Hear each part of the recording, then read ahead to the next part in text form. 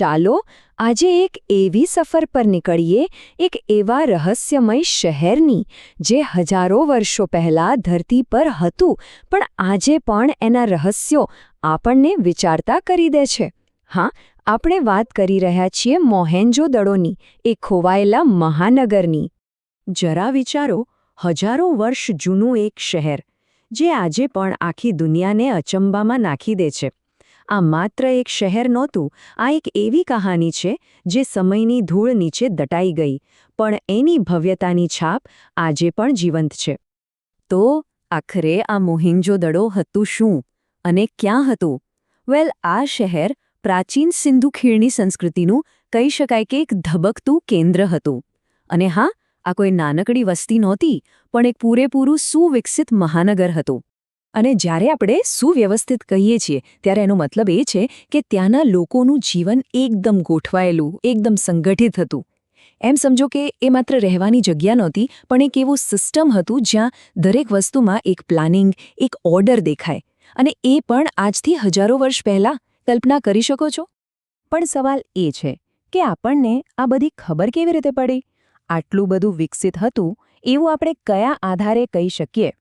તો પુરાતત્વવિદોને જમીનમાંથી કેટલાક એવા નક્કર પુરાવા મળ્યા છે જે જાણે કે એ સમયના લોકોની આવડતની કહાની કહેતા હોય. ચાલો, એક પછી એક આ પુરાવાઓ પર નજર કરીએ. સૌથી પહેલો અને સૌથી અદ્ભુત પુરાવો, એમની ડ્રેનેજ સિસ્ટમ. જરા વિચારો, દરેક ઘરમાંથી ગંદા પાણીના નિકાલ માટે પાક્કી ગટરો હતી, અને આ બધી ગટરો શહેરની મુખ્ય ગટર લાઇન સાથે જોડાયેલી હતી. આ તો એવી વ્યવસ્થા છે જે આજે પણ ઘણા શહેરોમાં જોવા નથી મળતી. આ જ બતાવે છે કે એમનું શહેરી આયોજન કેટલું આગળ હતું. બીજો પુરાવો છે એમના રસ્તા.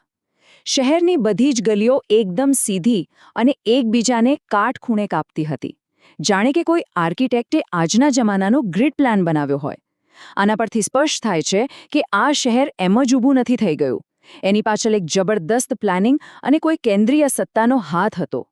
આ એક પૂર્વ આયોજિત મહાનગર હતું, કોઈ આકસ્મિક વસાહત નહીં. તો આ બધી બાબતો ભેગી મળીને આપણને શું કહે છે?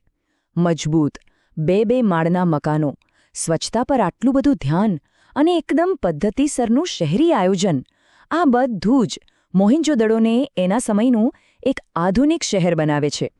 પ્રાચીન દુનિયાનું એક મોડર્ન સિટી.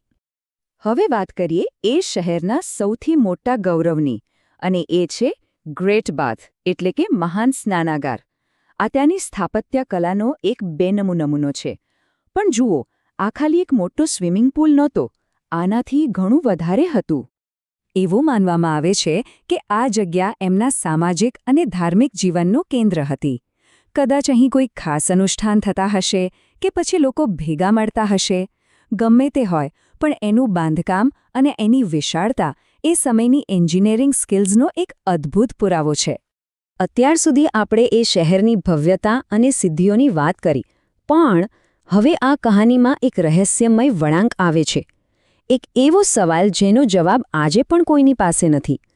આટલું સમૃદ્ધ અને વિકસિત શહેર અચાનક ગાયબ ક્યાં થઈ ગયું? આ જ તો ઇતિહાસનો સૌથી મોટો સવાલ છે. એક હસતું રમતું, ધબકતું શહેર અચાનક ખાલીખમ, જાણે કે ત્યાં કોઈ રહેતો જ નહોતું. તો પછી ત્યાંના લોકોનું શું થયું?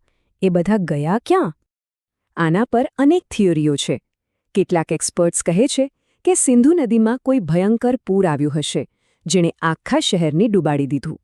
તો કેટલાકનું માનવું છે કે કદાચ વાતાવરણમાં એવો મોટો ફેરફાર આવ્યો કે ખેતી કરવી અશક્ય બની ગઈ, અને લોકોને ત્યાંથી જવું પડ્યું.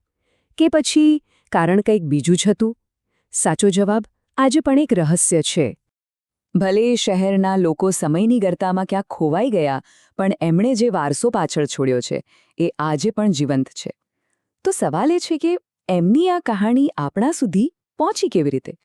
આનું શ્રેય જાય છે આજના પુરાતત્વવિદોને.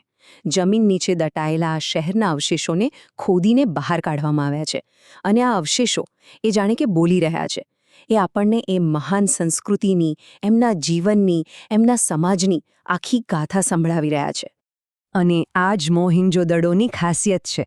એક એવું શહેર જે ભલે ખોવાઈ ગયું, પણ એની કહાની આજે પણ જીવંત છે. ભલે ભૌતિક રીતે નાશ પામ્યું, પણ એનો વારસો ઇતિહાસના પાનામાં અમર થઈ ગયો છે અને આજે પણ આપણને આશ્ચર્ય પમાડે છે. અને અંતે ચલો એક સવાલ સાથે આ વાત પૂરી કરીએ. શહેરી આયોજન, પાણીની વ્યવસ્થા, એક સાથે મળીને રહેવાની કળા.